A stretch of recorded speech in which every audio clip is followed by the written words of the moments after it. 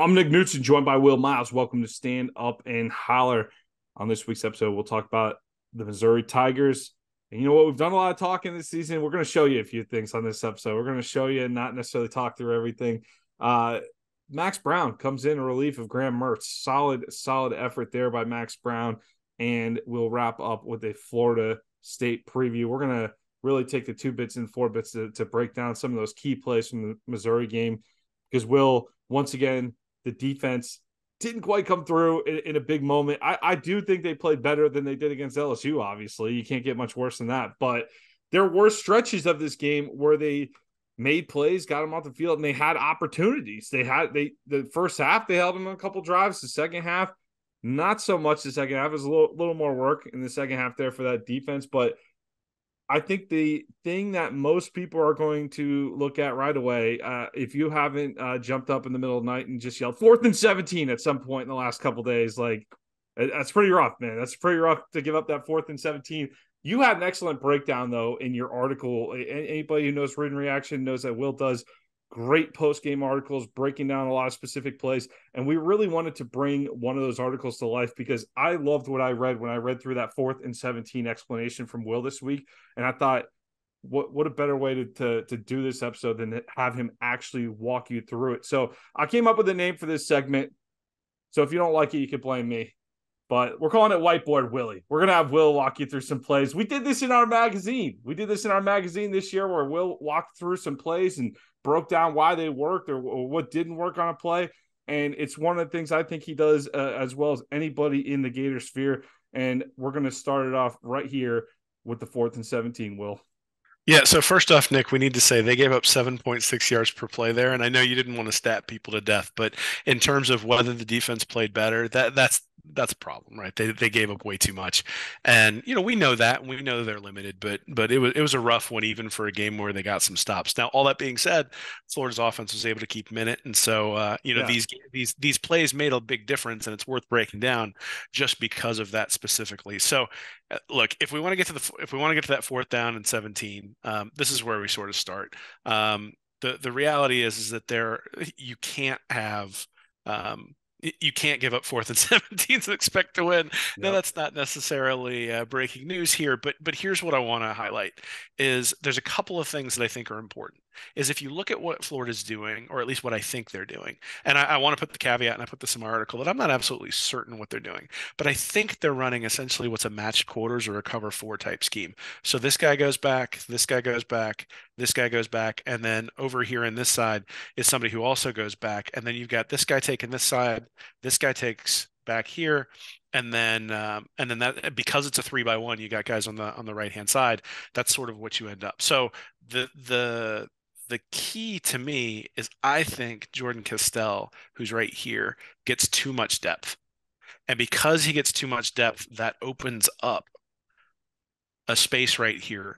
Now, you could make an argument, and I think Jaden Hill makes an argument in terms of the way he acts after the play. You could make an argument that the linebacker, Manny Nunnery, should get back further as well, and that he should be back in that zone too. But the thing that really bugs me about this one is Luther Burden makes the catch, and I'm not sure Luther Burden was the intended receiver on the play. So, again, if we go through, there's a couple of things that I think are worth highlighting. One is Florida's got 4 guys rushing, and Missouri over here has Schrader, their running back, chip Princely Human Milan. So they realized that was the threat in terms of pass rush on 4th and 17, and they went over and they neutralized the pass rush. Florida actually ran a stunt up front with one of its defensive tackles, and you can see they all kind of get lost in here. So that's there's just no pressure coming at all, which is the first problem and has been a problem for Florida all year. But here's the other thing: is this guy runs across and gets picked up really well by Bryce Thornton, the safety. This guy runs an out and gets picked up really well by Jalen Kimber. So on the left-hand side of the defense, Florida actually did an excellent job. But what we'll see is Nunnery sort of gets lost in no man's land. You've got Castell, here's who I mentioned, who was too deep. And here's the kicker: is right here you've got Weiss, the wide receiver from Missouri, and Campbell, or not Campbell, Marshall, Jason Marshall for Florida, and they're coming over right into the play. And that's never something you would do if you were Missouri. and you end up with two wide receivers in the exact same spot. So I actually think what was happening here, and if we back it up a little bit, I actually think what's happening is right here, Brady Cook thinks that Luther Burden's going to keep going this way, clear everything out, that the safety's going to follow him, and then that will open up Weiss coming over here on the 4th and 17, and he'll have to beat Marshall in a one-on-one. Instead, what happens is Burden just settles right there, catches the ball in front of Weiss, and Marshall can't make a play because that's not his man. He's essentially shielded by Marshall on that play. So just to put salt in the wounds, Florida specifically, um, you know, you would want them to take away Luther Burden, obviously. So you're wondering why no one's there to begin with. But I think it all starts with the safety getting a little bit too much depth. He's afraid of getting beat deep. And because he's afraid of getting beat deep, he gets too much depth. That opens up this space. Burden sees it and stops. And a ball that was intended for his teammate ends up in his hands big time, 27-yard 4th down conversion. And obviously then Missouri's able to convert a couple of easy completions after that and make a pretty easy field goal. Yeah, well, pull that screen back up. So, yeah, you look at Castell here, which circle Castell for the people here. Let's just identify him, the safety in the back right there while Will's getting that ready to go. Just for context, how far back from the line of scrimmage is this right now? Well, so the line of scrimmage was about here. Yep. And the first down marker is about here. Yeah. So it's and that's pretty rough. That's about another about another 15 yards. 15 yards, and he was probably 5 yards further back. Yeah. Before the ball got let go. So we're talking about 30 to 35 yards. 30 from the line of scrimmage, yards. Yeah. Mm-hmm. Yeah. So yeah, again, when we talk about youth on this football team, though, that's the type of youthful mistakes that you're looking at. And it's the type of mistakes that could be backbreakers in key moments. So it's not that Castell, again, good players making bad plays sometimes, right? Anybody who's ever golfed before has hit a bad shot. Anyone who does anything doesn't mean you're a bad player. It probably means you're a bad player for most of us for golf. Maybe that's a bad example. But in terms of this football team, you got young guys who are getting themselves slightly out of position at different times or very out of position at different times. It's not always in terms of the call from Armstrong. What do you think about the call on this play in terms of the call? I mean, again, I don't know exactly what it is. I think the call is fine, given that on the left-hand side of the line of scrim or the left-hand side of the field, Florida's picked everything up. Right. You've got the running back who's picked up by Wingo right here. You've got Kimber over here, and you've got Thornton right here on wide receivers. Now, the problem is if this guy comes across the middle and this guy keeps coming, Castell's probably too deep to be able to get in and make a play anyway. I think if he'd have led Burden, they might have actually gotten a touchdown on the play because if Burden hadn't stopped, he would have hit him across center. But again, that wasn't the design from Missouri. Missouri was trying to distract Florida with Burden.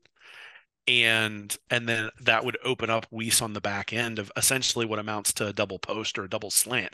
We see this with Florida a lot. Like if you think about the 4th and 5 that was completed by Florida earlier in the game, it was the same concept. It was just 5 yards from the line of scrimmage. It's one slant to occupy the safety and then another slant behind to make sure you have a one-on-one situation on the back end.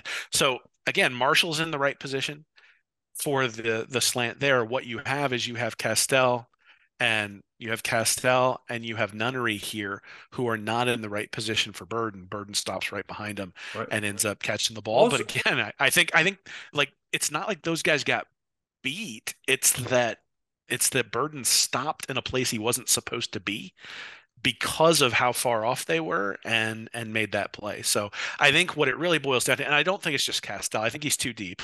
I think Armstrong would want to see him squeeze and would want to see Nunnery fall back right to the sticks because he's 5 yards in front of the first down marker at this point, which if let's say Burden stopped in front of him, you'd be okay with that because then you can come up hopefully and make the tackle. Whereas having it come over his head means they get the first down just from the completion and everything after that is extra yardage. Which is, there are areas where you can probably pick apart the defensive play calling at times and pick apart Austin Armstrong, but with I think this illustrates very well that I don't think Austin Armstrong called it this way exactly.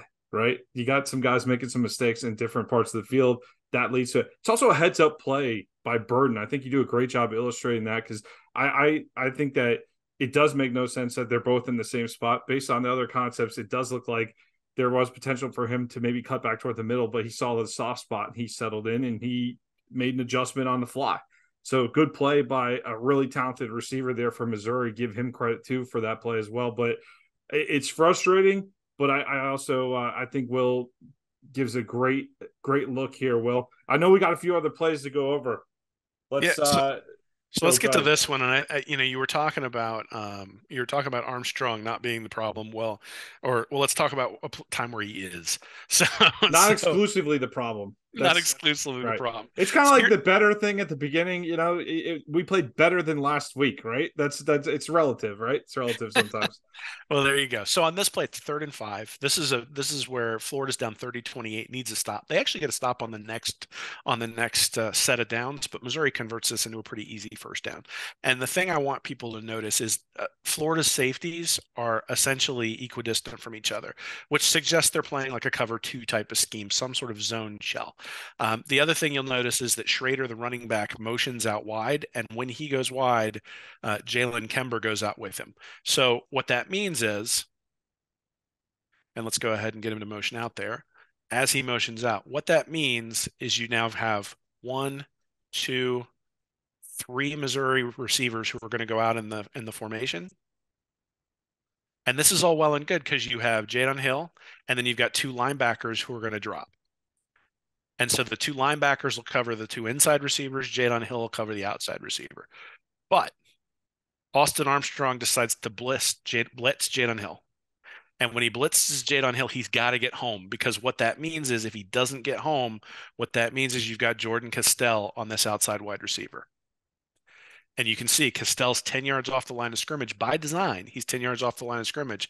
But what you'll see is the outside receiver basically runs to the sticks and then runs an out. And it's a really easy pitch and catch for Missouri because of that. And the other thing to watch, and this is maybe the thing that Austin Armstrong can't predict, is Hill gets lost sort of in all of this traffic, even as he's coming in on the blitz. And so because he gets lost, he can't get there. He jumps up to try to knock the ball down, and it's just an easy pitch and catch for a first down. That's a schematic first down. That's something where your blitzer isn't necessarily skilled enough to get to the quarterback. You need to know that. You need to know there's going to be in sort of that bunched formation that there's going to be a lot of traffic. If your guy can't get there through all that traffic, then you're going to have problems, especially when you've got Castell playing back. And again, I think Castell is designed to be back there, but you're going to get killed on that out every single time.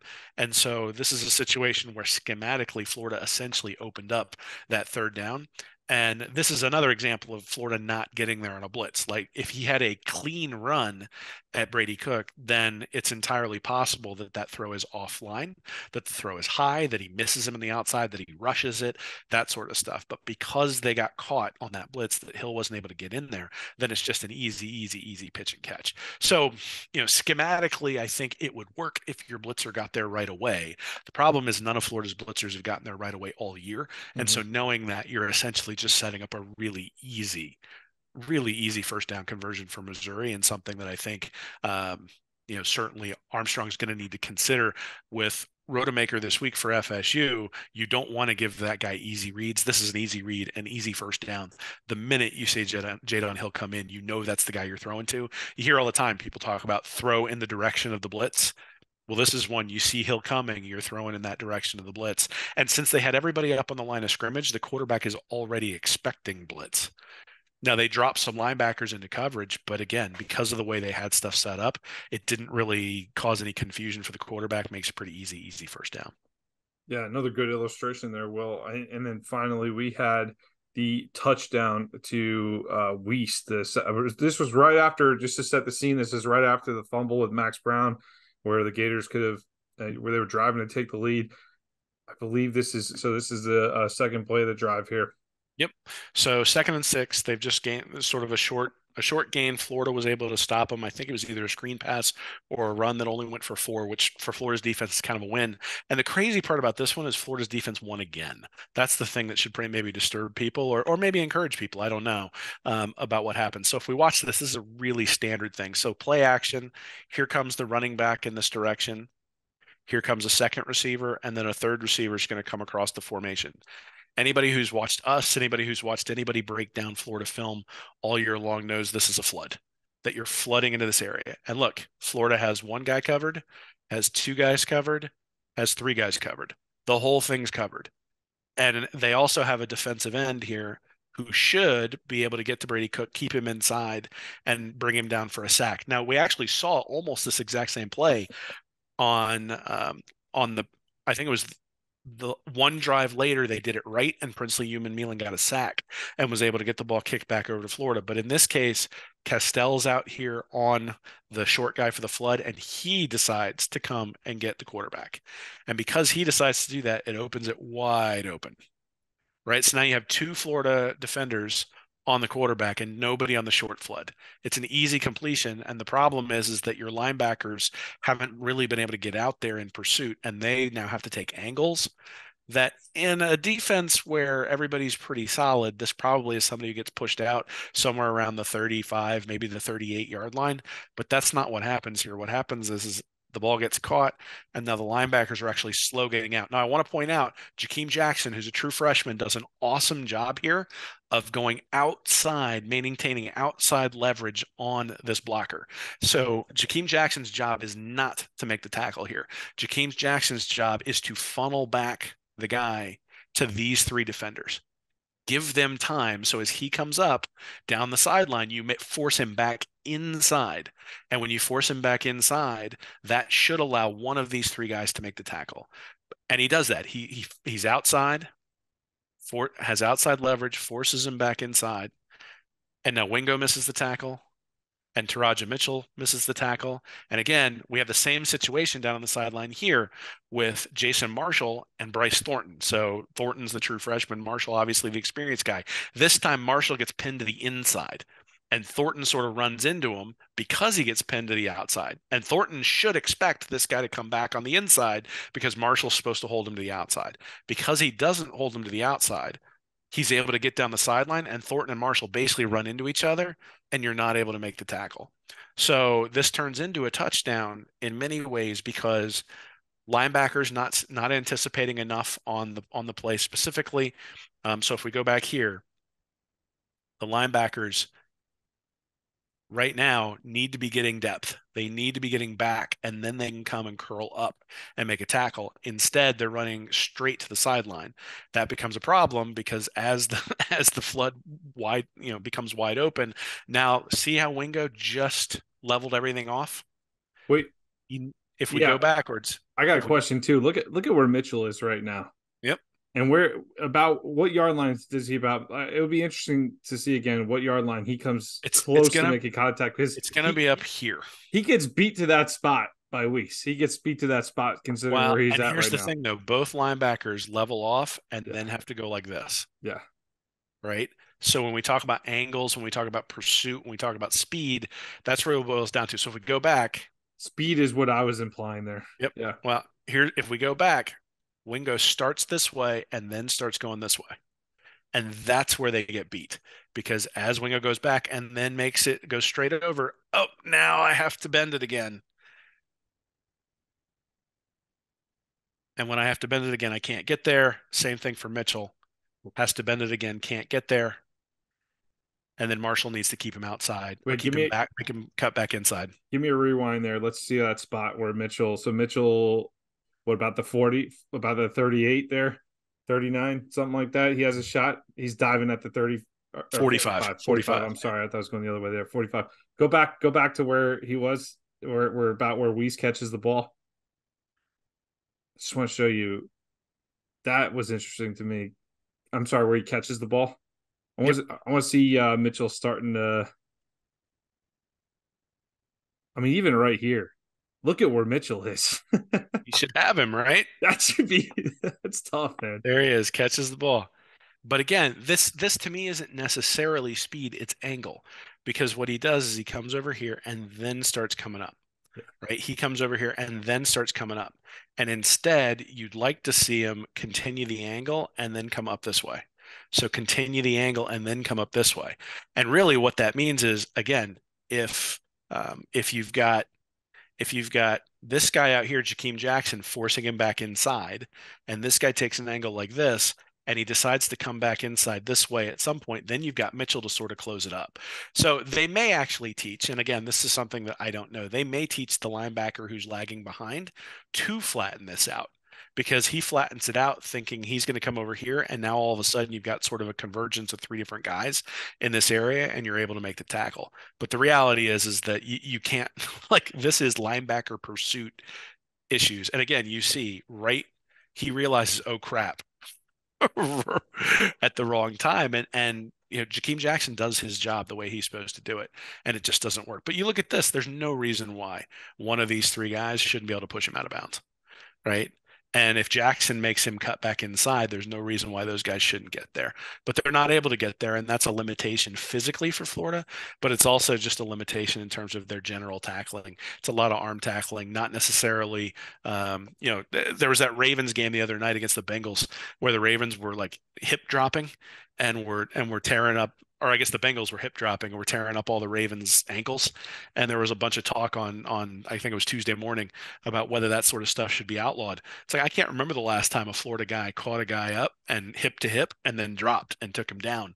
It's a lot of arm tackles and a lot of things like that. And look, these are the big plays that result when you have that sort of stuff. But this is poor pursuit, poor angles, and some poor fundamentals on the outside, along with an over aggressiveness by Castell early in the play that sort of opened it up. Florida had the whole thing covered.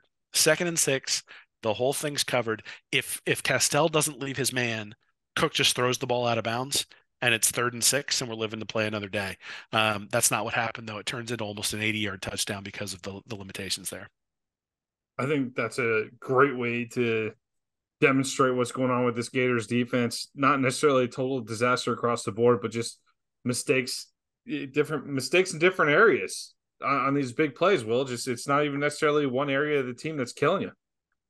Yeah, I mean, look, we talk about youth, and youth certainly plays a role here, but we're also 11 games into the season now too, and so guys who have been starters all year long, these sorts of things have to get buttoned up. You got to know where to drop in a particular coverage. You got to know what your markers are.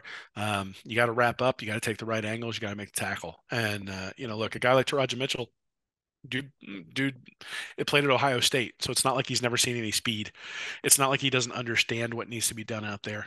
Obviously, hasn't gotten as many reps this year as he has in the past, but this is where Florida misses a guy like Shamar James, because James has the speed to be able to make up for the fact that maybe he takes a bad angle, or James has the speed to get to the spot that he needs to and make the guy cut back inside to his help. And to me, that's one of the big things that's missing when you look at this. Florida's pursuit from a speed perspective really seems to be lacking on a lot of these plays, which is why you have a lot of plays where the opposition doesn't even get touched.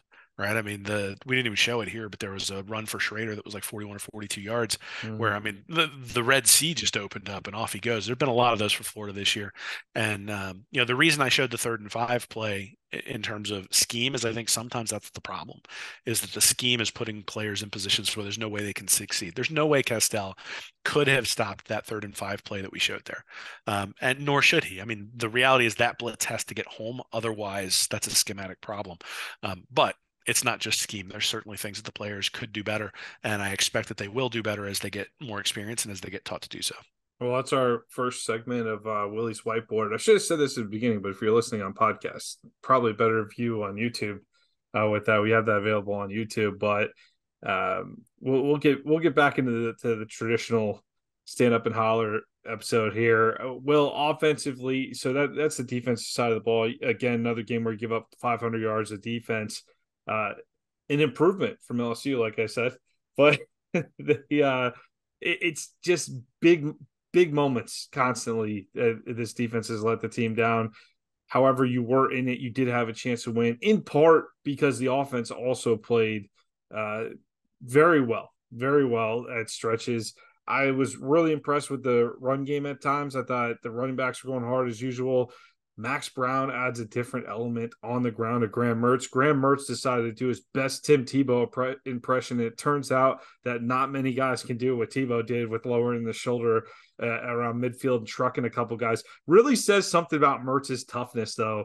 I'd like to point out the fact that after he broke his collarbone or fractured his collarbone, gets up, gives a first down, and the Missouri defender's down on the play. Mertz was fine. He got up, he took the next snap, he ends up handing the ball off and realizing once that adrenaline stopped rushing. But if you want to know what type of adrenaline rush it is to make a big play as an SEC quarterback, you just watch that stretch of time right there where Mertz seems totally fine after that play. And then he all of a sudden looks over after the next play and realizes, oh, yeah, I think my collarbone, there's an issue here.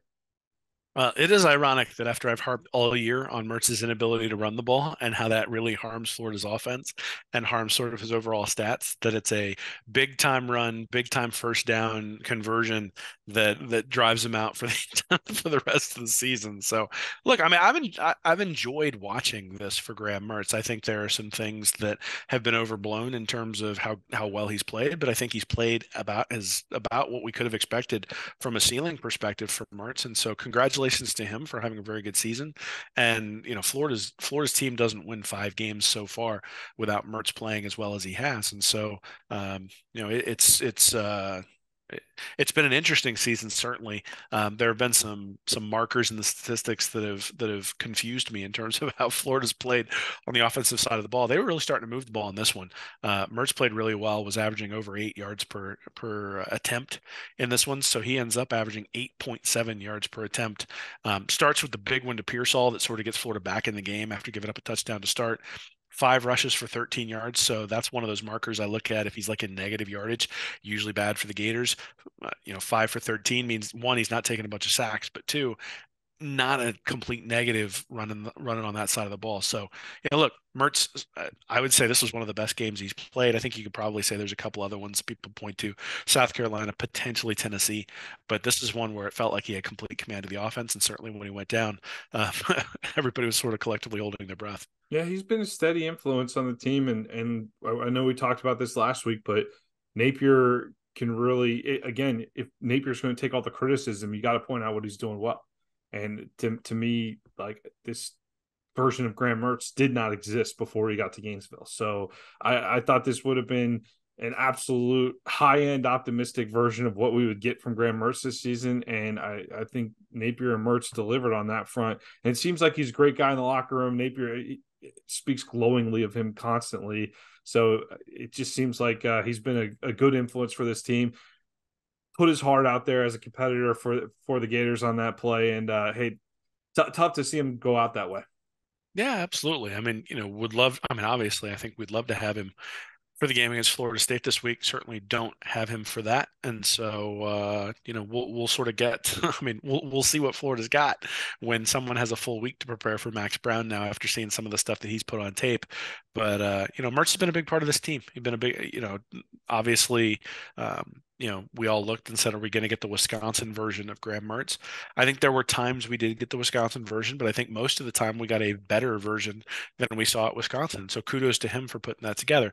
We always said he was sort of a high floor, low ceiling type of player. I think he reached that ceiling. I don't know there will be another leap for next year from where he was this year to where he is, or from where he is right now to where he would be next year. But again, there's no shame in that. He played very, very well in the SEC over the course of a year, and I think you applaud him for it and thank him for it. And hopefully he'll be part of the competition. I'm assuming he'll be part of the competition next year to see who takes the reins between Max Brown himself and DJ Legway. Yeah, certainly had the Gators in position to win some games that we've ended up on the wrong side of. So I think it's been a good experience this season with Graham Mertz overall. But Max Brown, you see him jump right into the game, lead the team down the field, and oh no, he fumbles on the snap. Well, on the snap, I'm sorry, on the handoff. He fumbles a handoff exchange. We saw an almost fumble on another handoff exchange later on, but he ended up figuring that out. You see the athleticism from this guy. He's quick. He's explosive. When he kept the ball on the RPO and he read it and kept the ball and took off a couple times, it's like, well, we haven't seen that. We haven't seen that at all this year. So he's got a totally different look to him. He can throw the ball well. He could pass the ball, or run the ball effectively. This is just a guy that's going to give you a completely different look on defense than Graham Mertz does week to week. Might not have the level of command of the offense that Mertz seemed to demonstrate, but can bring success in other areas. Yeah, well, I mean, there were a couple of times where he actually scrambled, was able to get back to the line of scrimmage, or maybe lost a yard or two. There was the one sack he took, but that was one where ETN sort of olayed the chip on the outside. And yeah, I think even on the broadcast, they said might be the easiest sack you'll ever see for a defensive end. Um, so yeah, I thought he acquitted himself really well. Averaged 11 yards per pass, so 11.2 yards per pass. Averaged 6 yards per run. Had a couple of explosives. My yards above replacement has him at 3.35. That's like Heisman level type play for the time that he was in there. Now, granted, that's like a quarter, right? So we don't want to get too excited about it. But this was always the proposition for Max Brown. You could see it with his high school stats. His high school stats showed that he ran a ton and that he completed a high percentage of his passes, like over 70%. In fact, it might have been even over 75% his senior year there in high school. Now, and it was going downfield. Now, the question is the level of competition that he was playing out there in Oklahoma was relatively low, given some of the other major high school programs that are out there. Like he wasn't playing against your Texas, high class, high level football out there. He's playing at lower levels. But, I've written a couple articles about Brown. You could see in the film that he had all the skills. It wasn't an arm strength thing that was keeping him rated as a 3-star. It was really level of competition and then people not, you know, I think in many ways people not seeing him out there. So I've been very bullish on Brown for a while now. Wrote something called "Why Not Max Brown" before the season started, and the whole intent of that was not to say that he's going to be better through the air than either Graham Mertz or Jack Miller. It was to say that what he brings with his legs is something that is of value to Florida specifically, and you could see that in this game where the running game started to open up. It wasn't that Florida wasn't effective running the ball with Mertz in the game. In fact, they actually averaged more yards per carry than they did. It was that Missouri expected them to run the ball with Brown in the game and still couldn't stop them until that last drive down in the red zone. And that to me is the difference, is that threat for the quarterback, holding the defensive end, holding the linebacker, holding the safety makes it easier for guys like ETN and Montreal Johnson. And one of the things that I highlighted maybe 4 or 5 weeks ago for the offense is that the running backs were getting hit closer to the line of scrimmage than they were last year. It wasn't necessarily that they were like on average. So it wasn't necessarily that they were struggling with like making cuts or beating guys in the hole. It was that they were getting hit behind the line of scrimmage way too often. And in many ways, that was because Graham Mertz wasn't able to hold the linebackers who were, hold the linebackers or the defensive ends who were crashing. And there wasn't anybody holding them being honest on the outside. So I think what you're going to see, even against a really good Florida State defense this week, is you're going to see that the threat of him running outside is going to open up some things for Montreal Johnson and ETN. And that probably doesn't necessarily equate to a ton of like 25 or 30-yard runs, but I think you're going to see a lot more 12 and 13-yard runs where they're 8 or even like 7-yard runs where you hand it off to them on 2nd and 10 after an incomplete pass, and it's not automatically 3rd and 9. It's now 3rd and 3, and you have an opportunity to convert. And so I do think that read option game specifically is going to open things up. There was one play in my post-game article where I showed they had a mesh point, and usually you see a mesh point between the quarterback and the running back. But on one particular play, they had a mesh point where they had Trey Wilson coming in motion. They had ETN at running back, and then you had Max Brown as a threat to run as well. And all 3 guys came to the mesh point at the exact same time, which meant the defense doesn't know where the ball is going. Now, Florida only gained like 4 or 5 yards on the play, I think, because Brown really made the wrong read. But that's what's coming. What's coming this week is that they are going to try misdirection with a lot of different things with Brown's ability to run and hopefully open things up against a really tough Florida State defense. And all you need to know about the guy, he comes in, leads the team down the field about, what was it about? They were about around midfield, right? So another 20, 30 yards or so, goes down the field, bad exchange, ends up losing the fumble. Mizzou takes that ball, goes, you went over the Weiss touchdown, right? Down the sideline, was it 77 yards, touchdown. Missouri's up 30-21. So you now have a 9-point deficit in the fourth quarter of an SEC road game against a top 10 opponent.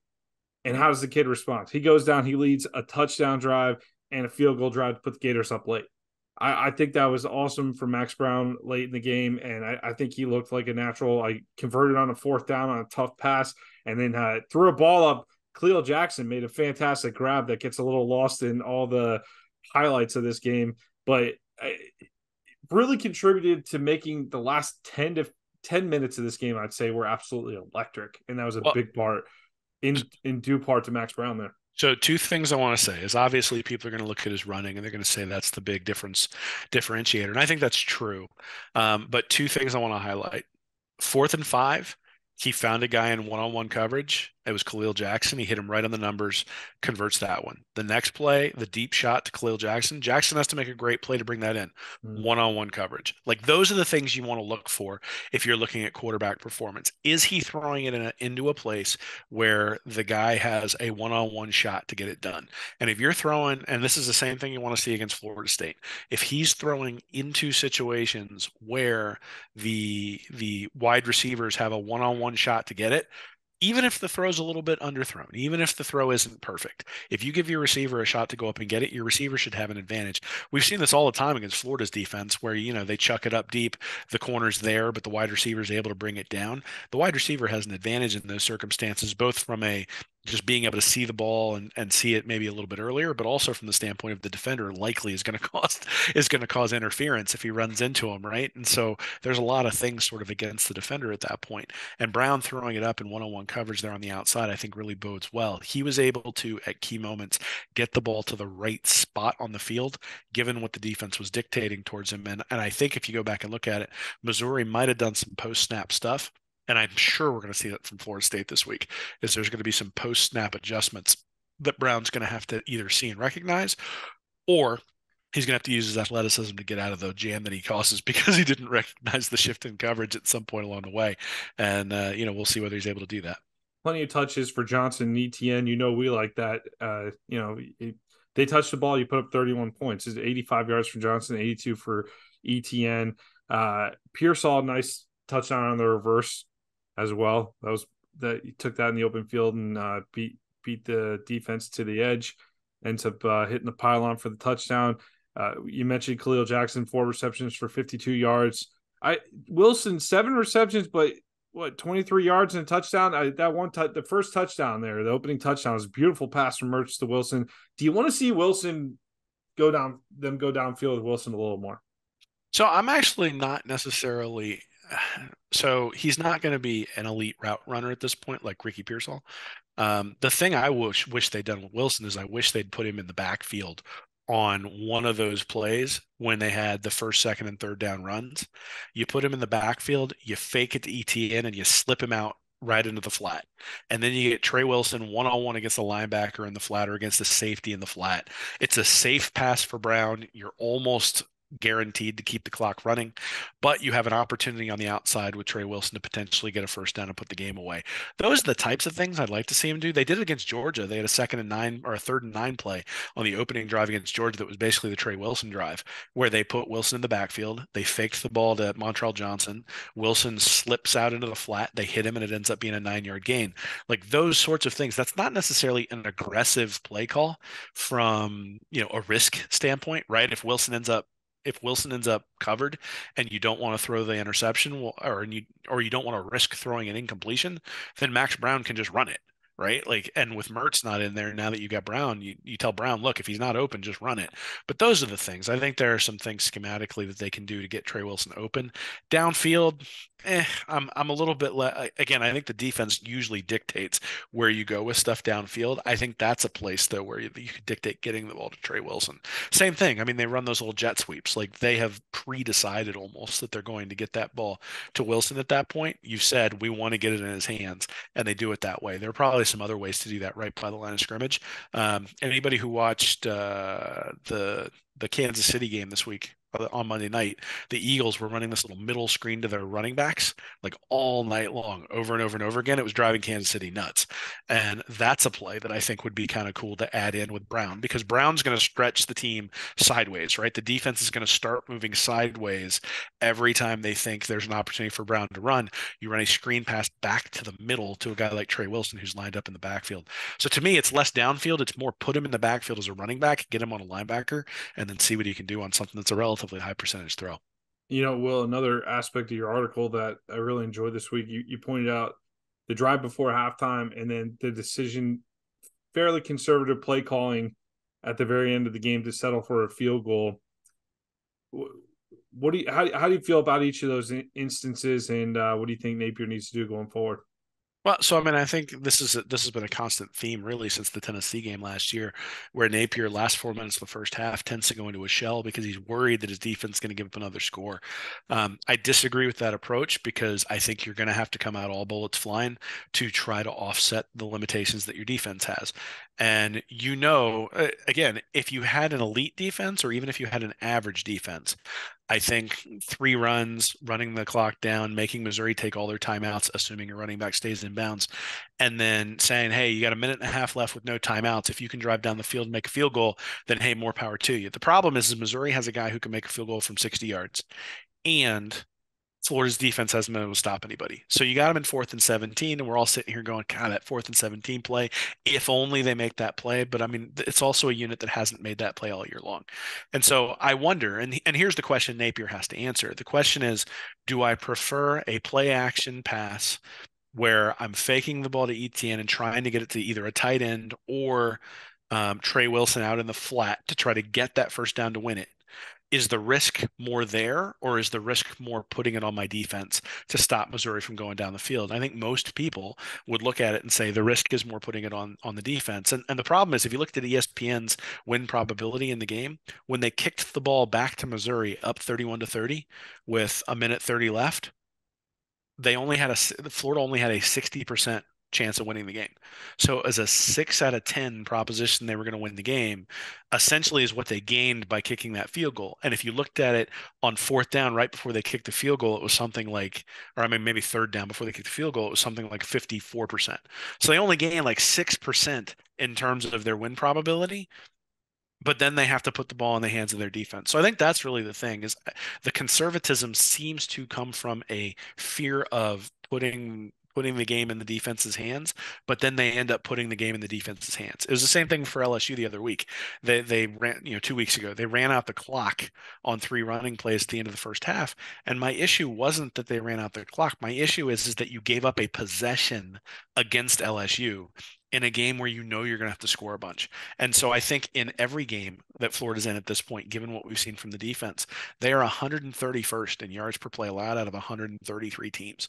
So every possession is valuable. We've seen them lose now 2 games where it's a 1-score possession at the end of the game against Arkansas and against Missouri. And if they had one more possession to put up 3 or 7 more points, it would have made a huge difference. And whether those 3 points come in the last drive of the game or whether they come at the last drive of the half or whether they come with 7 minutes left in the second quarter, to me doesn't really matter. It's that Napier needs to do everything he can to maximize the possessions that he has in order to bring Florida, in order to get as many points as he can, because the defense is going to struggle. Well, one more shot for the Gators to go bowling here. Will we got Florida State coming into the swamp? I don't care what the records are, especially I don't care what the records are when we're 5-6 and they're 11-0. But they're coming in the swamp with one opportunity to go bowling here. Big injury to Jordan Travis. I don't care that it's Florida State. I don't care that it's your rival. You hate seeing something like that. That was terrible injury. They even cut it off TV. They stopped showing it apparently, but awful injury to Travis against North Alabama. He had the Seminoles cooking. This team was seemingly on a roll to the playoffs, with Florida and Louisville standing in the way here. With Travis out, you got Tate Rodemaker, and you got the College Football Playoff Committee dropping FSU down to the number 5 spot. Now, Ohio State, Michigan do play this weekend, so you would think if FSU does win out, that's got to put them in the playoff either way. But this is a big game for Florida State as well. So we're playing for our bowl lives. They're playing to show that they're not going to miss a beat and that they're going to keep going. I don't think they can play the way they can with Travis in there. Rodemaker, I think he can. He's more than a serviceable backup. He certainly stepped in against Louisville last year and led the team to a win. It was a high scoring game too. So move the ball effectively. I think he's a very good backup. Actually, I think he'll be more than adequate stepping in here against our defense in the swamp on Saturday, but definitely not the same experience you'll get as if Jordan Travis were at the helm. No, and I think the big thing is for Rodemaker, he doesn't run the ball that much. So you think about you think about a guy like Travis and what he brought to the Seminoles offense. It's not just what he did throwing the ball. It's that he was able to run the ball a lot, and that those key third downs and those sorts of things just were things that absolutely killed Florida last year, and that's not going to be there. So if you look at Rodemaker this year, he's got 4 rushes for 8 yards overall, and he's got 56 completions and 93 attempts. So that ratio in terms of him being able to go off and take off, that's just it is what it is, right? He's 22 attempts and 9 yards in his entire career. So what you're looking at is a guy who's going to take some sacks, a guy who's going to stay in the pocket. And if you look at the game against North Alabama last week, what I saw was a guy who locks onto his first receiver and has to be flushed before he then moves to his second or his third read.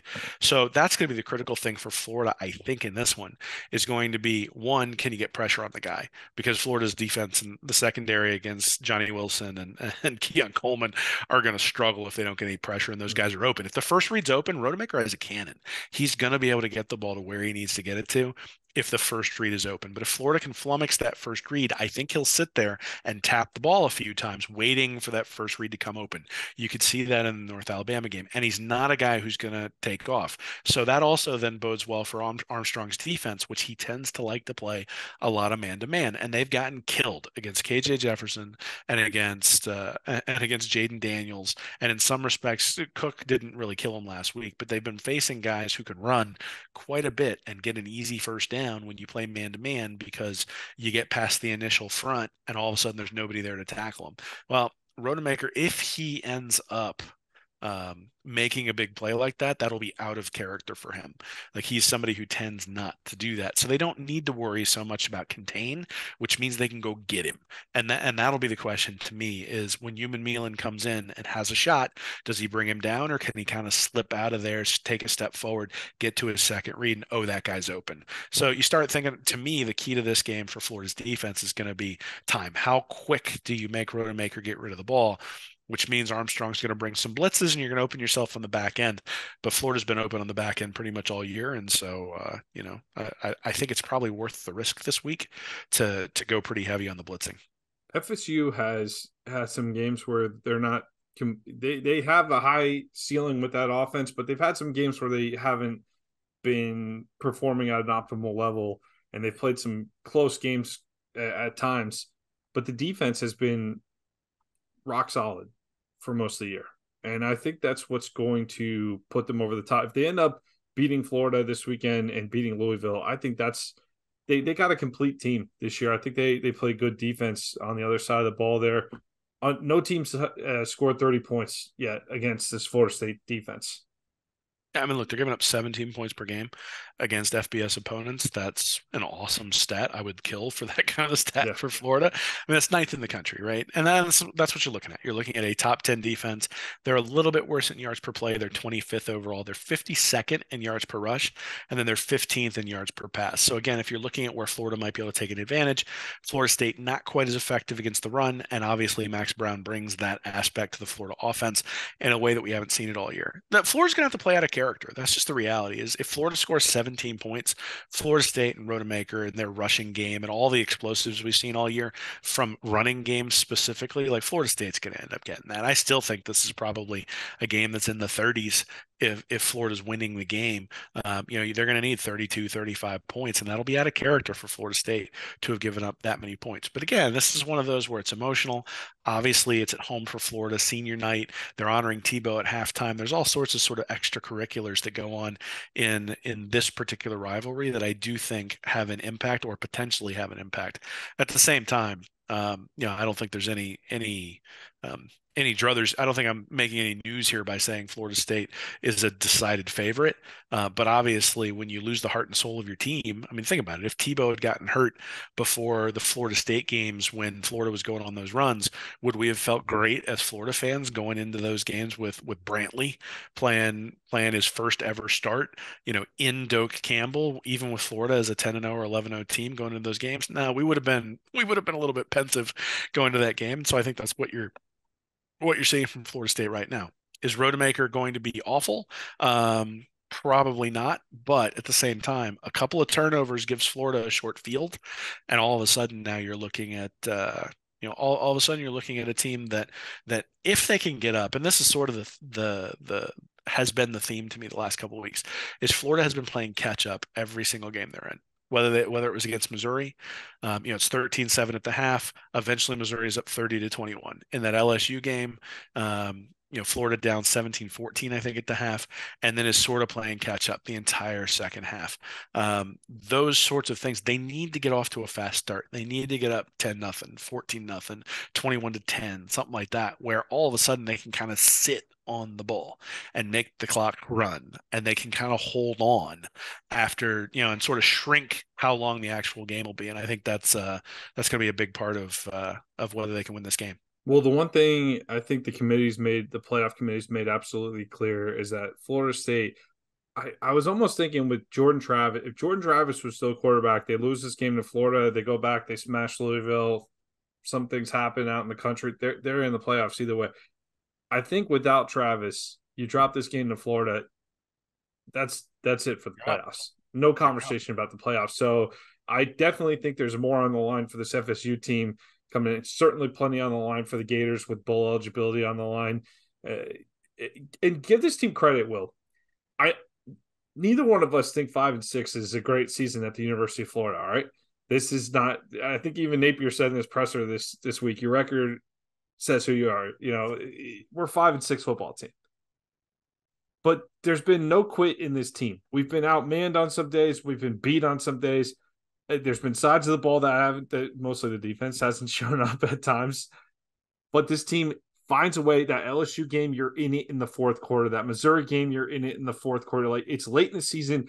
Look what USC just did out with UCLA last weekend. There are some teams across this country where it's like, are you totally showing up? We saw that story in 2021 when Mullen was shown the door. That team did not perform down the stretch. This team has had a frustrating season in terms of wins and losses, but they're in it, they're fighting, and that's the type of stuff you can build on for the future. That's the type of thing you talk about culture, you talk about the locker room and all the young guys building for the future. I think that's the positive you could take out of a frustrating 5-6 start to the season here with one more shot at a bowl game. Well, I mean, we'll see, right? I mean, if Napier ends up winning this one and winning a bowl game, you're 7-6, and you got some momentum heading into next year. I think the narrative really changes. Obviously, if you lose this one, you're 5-7. You have no bowl game. The narrative sort of shifts the other direction, and especially depending upon how this one turns out. Florida State's a good team. Florida State's a really good team. There's a reason why they're ranked 5 in the country in the playoff rankings. And if Travis was around, this would be something where Florida be underdogs by 3 or 4 touchdowns, right? I mean, it'd be 15, 16, 17 points probably that Florida would be an underdog. And that's not just because of the quarterback. That's because of all the other things. And lack of defensive breakdowns probably being the number one thing on that list. Look, it's great to go out and play really, really hard. I'm glad that they aren't just like, bending over and completely letting these games get out of hand. At the same time, it's college football. It's not Pee-wee. It's not high school football. It's you're judged by wins and losses. Yep. And the players have talked about this, right? That they want a win, that they are hungry for a win. And I think the fan base is too. So if you're Napier, if you're this program in general, if you're a player in the program, you end up buying yourself probably 2 or 3 months of goodwill, or at least the people who wish you ill not being able to say anything for a couple of months because of a win here. And obviously, if you lose one close, maybe, but then you're still talking about moral victories again. And if you lose it big, well, how far behind are we from Florida State, considering that we all thought we were ahead coming into this season, or at least certainly halfway through last season, and that's just not where Florida is. So a lot on the line here, and something where I think obviously I'm going to be there yelling my face off. So we'll see whether I have any voice next week, and it's a big opportunity for this program. So I think Bill Sykes told me years ago, it was like 2 or 3 years ago, that basically the winner of the Florida State game has finished higher in recruiting every year for like a decade.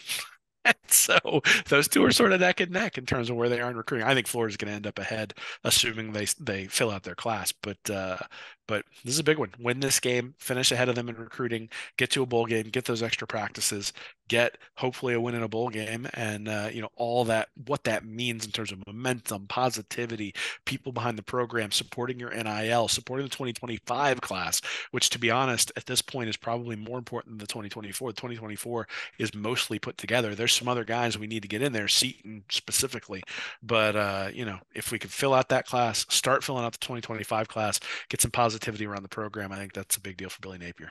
Beating Florida State is always great. Beating an undefeated Florida State in the swamp to ruin their playoffs chances, even better. Even better. Let's hope we see that on Saturday. Will, happy Thanksgiving. You down at your folks' place? I am. I'm in my dad's office right now, so we'll get to go to the game this weekend, tailgate with all of our buddies, and hopefully have a good time. Yep. All right, great. Well, happy Thanksgiving to everybody out there this weekend. Have a great weekend overall, and let's go get the Knolls, man. For Yeah. Will Miles, I'm Nick Knudsen. Go Gators. Hey, everybody. Thanks for listening to Stand Up and Holler. If you're interested in more information from me and Nick, you can go over to readandreaction.com. You can like and subscribe our YouTube channel here at Read and Reaction, or you can go to patreon.com/readandreaction to support us, get extra information, and we do Ask Anythings over there every once in a while as well. So check us out. Thanks for listening.